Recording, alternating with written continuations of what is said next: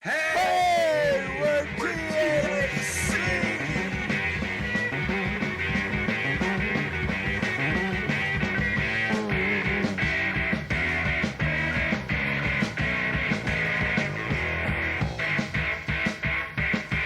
Tarik used to bleed on his basses. Do you remember this? Do you remember like he had the white bass? I remember vividly a show where you were playing. It might have been with It was a high Asylum. school. It was an honor band, actually. Okay. And I was playing the third Rock from the Sun, the Jimi Hendrix thing, and I was, just grinding away. And I always had, I would get, it was winter, so I'd get bad, whatever hangnail things. And I had this white bass, and like Jim Owen was on drums, and he points with his stick. He's like, "Holy shit!" At the end of the song, my bass is just covered in blood. That's Yes! that's That is pyrotechnic, rock and roll. man. That That is is what like you want. Yeah. that's And, man, dedication. If something doesn't break or bleed at a concert, it's just You've been ripped off, buddy. it's not. Well, the good thing is now that we're a little bit older, like something is gonna break or bleed. Yeah, right. Probably both. It's like THC sponsored by Metamucil. Yeah, American Ambulance will be standing by. It's Prevagen. AARP. Well, dude, it's great to see you guys. Even if it's not in real time, it's in real life. It's in video.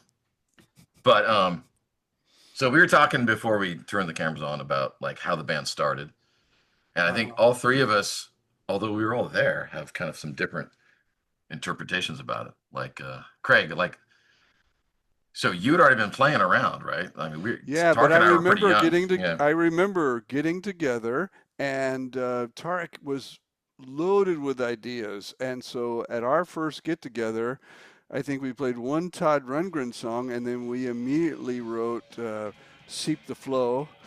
And Tarik was just saying, "Do this, try this," and the energy in the room was really astounding, and then it just went on for the next 12 years. That's the way I think of it. It just, the energy, the creative energy never stopped. Yeah, I mean, it was. Remember, Hud? We heard about. Didn't we get Craig's name from your dad? Oh yeah. Yeah, your dad. And we went. I remember going to an open mic night at like Club Fred or something. It's the Wild Blue. I think it was the Wild Blue. Wild Blue, maybe it was. Maybe it was the Wild Blue. And I think Brian Kenny knew about you. Because my dad was pissed. Because he was like, not pissed. He was like, God damn it, this bass player, like Tarik and Hud, they're just playing in the fucking backyard. Yeah, that's right. And in my back house. Another person. Out in and we were just, I think we had a microphone going through an amp, and you were playing bass. So long story short, we were like hanging out at the back studio. My dad just kept hearing just the bass player and the drummer, and he's like a band guy. It's what's going on? Yeah. And so he saw you, Craig, at the Tuesday night Roger Perry's open mic night at the Blue. Do you remember that when Roger used to do? He used to do. I think it was Tuesday or Thursday when there was like open mic night at the Wild Blue, and then he knew that Tarik and I were listening to Todd Rundgren. That was one of the only things Dad and I like agreed on is Utopia and Todd Rundgren about that musically. And then he said, "I found your guy." I said, "Okay." And so we went and saw Craig play. Roger used to get us all off stage by turning up all of the effects on the board. So it was just this mayhem. Remember that? We would play Manic Depression, or we played some kind of Jimmy. I remember Jimi Hendrix.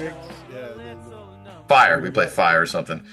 And then he would turn up the volume all the way. But you guys remember how, we were like, couldn't believe when we realized our names were Tarik, Hud, and Craig, THC. And it was like, I remember we were probably, this is a family show, but we were, partaking. I don't even know what you're talking about. I mean, No, I agree. We were a bunch of stoners, and then we were trying to come up with a name, and trying to combine the names, and go, oh, here it is, THC, ha ha ha. And then you got sober and go, well, that's a stupid name. But then you got high again and go, oh, that's a brilliant. It's a great name. It's a great name. That's the story of our life. We got high. It was a great idea. You got sober. It wasn't a good idea. You got high. It's a better idea. That was our editing process. Oh, I don't remember that. Hey, but I have some antiques here to show you guys. Where does this go? I have the Oh. first THC cassette. Oh, hold it there for hold it there for just a second, like in the middle. There we go, right there. We can see it. Perfect. Still sealed. That's why it's glazing like that. It's so shiny. Artwork by who? Who did that artwork? That's Tarik Rugub's artwork. And then since that was such a big hit, we moved on to our full album, Life with THC. Mm-hmm.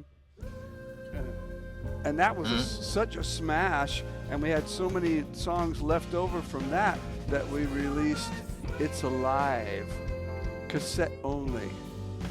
Well, of course. In 1993, it's Blue Light 0004. Well, that's like 2 years where we did basically 3 albums, right? Pretty much. Yeah, and then we moved on to Slap Happy.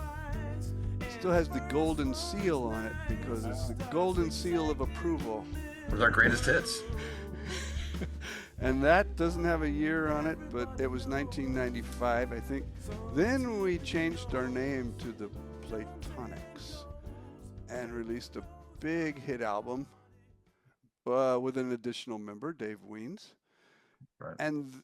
But in between time, we actually recorded another album called the Mogan Sessions, which has never been released.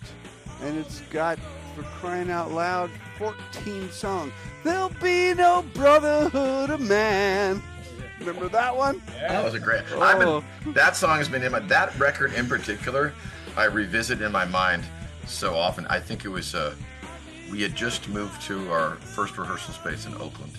Right? It's pretty. You were living in Oakland, Tarik. Craig and I were living in San Francisco, I think. And it was like the first year or two. Then we moved to the Bay Area.